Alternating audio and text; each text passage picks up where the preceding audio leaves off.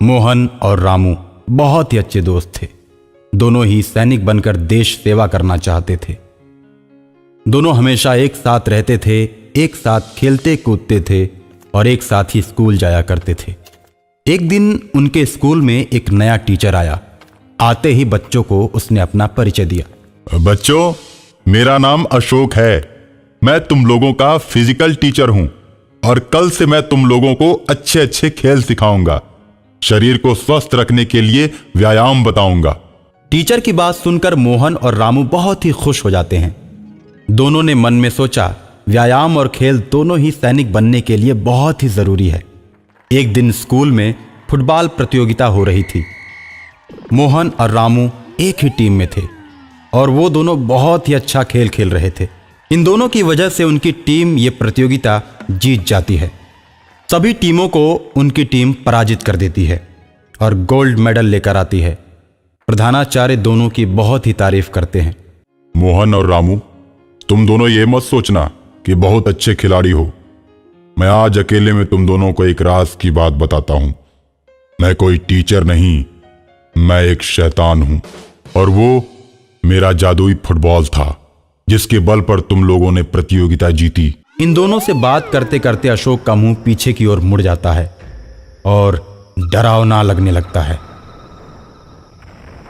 और हां, अगर मेरा ये राज तुमने किसी को बताया तो मैं तुम दोनों को मार दूंगा।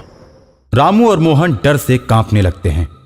स्कूल से घर जाते समय टीचर के बारे में बात करते हुए जाते हैं। यार मोहन, मुझे उस टीचर की नीयत कुछ ठीक नहीं लग रही। क्लास में बच्चों को हमेशा घूरता ही रहता है। इस तरह तो वो हम सबको डरा डरा के ही मार डालेगा। हमें उसके बारे में कुछ करना चाहिए। अरे यार, कर भी क्या सकते हैं? वो भूत टीचर कुछ भी करने पर हम दोनों को मार डालेगा। वे दोनों आपस में बात करते हुए घर चले जाते हैं। रामू घर जाकर उल्टी सीधी हरकतें करने लगता है। कभी खाने की मेज को पलट देता है तो कभी घर का आईना तोड़ देता है। रामू, आज क्या हो गया है? पहले तो तुम ऐसा नहीं करते थे। रामू का चेहरा टीचर के रूप में एकदम से बदल जाता है। शालिनी मैडम, आपने मुझे पहचाना नहीं? मैं आपके स्कूल का बॉयफ्रेंड अशोक हूं। अशोक का नाम सुनते ही शालिनी डर जाती है और बीते दिनों की घटनाएं उसकी आंखों के सामने नाचने लगती है। रेस्टोरेंट में अशोक और शालिनी खाना खा रहे होते हैं। शालिनी का पति उन दोनों को देख लेता है लेकिन कुछ बोलता नहीं है। चुपचाप अपनी गाड़ी में बैठता है और घर चला जाता है। कुछ देर के बाद शालिनी भी घर आती है। कहाँ गई थी तुम? घर के जरूरी सामान और सब्जियां लेने बाजार गई थी। तब तो सब्जियां काटने के लिए चाकू भी लाई होगी। हाँ, बिल्कुल लाई हूँ। लेकिन तुम चाकू की बात क्यों कर रहे हो? मैं भी ऑफिस आते वक्त सेब लेकर आया हूँ। चलो, सेब को चाकू से काट कर टेबल पर रख दो, फिर हम दोनों बैठकर खाते हैं। अरे यार, ऐसा क्यों नहीं करती? अशोक को भी बुला लेती। कौन अशोक? वही जिसके साथ रेस्टोरेंट में बैठकर तुम खाना खा रही थी। तुम कैसे बहकी बहकी बातें कर रहे हो? देखो, मैं कोई बहकी बहकी बातें नहीं कर रहा हूँ। तुम्हें मेरे और अशोक में से किसी एक को चुनना होगा। ओके, देखो मैं ये खेल ही खत्म कर देती हूँ।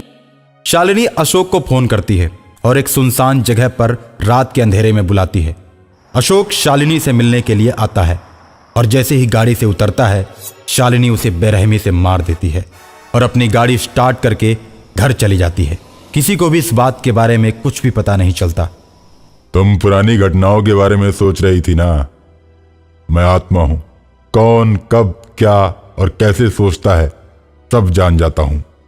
आज मैं तुमसे बदला लेने आया हूं। मेरी आत्मा को तभी शांति मिलेगी जब मैं तुम्हें मारकर अपने साथ ले जाऊंगा। इस तरह अशोक शालिनी को मारकर उसकी आत्मा को अपने प्रेतों की दुनिया में लेकर चला जाता है। इस तरह दोनों प्रेतों की दुनिया में जाकर एक दूसरे के दुश्मन बन जाते हैं और दोनों हमेशा टकराते रहते हैं।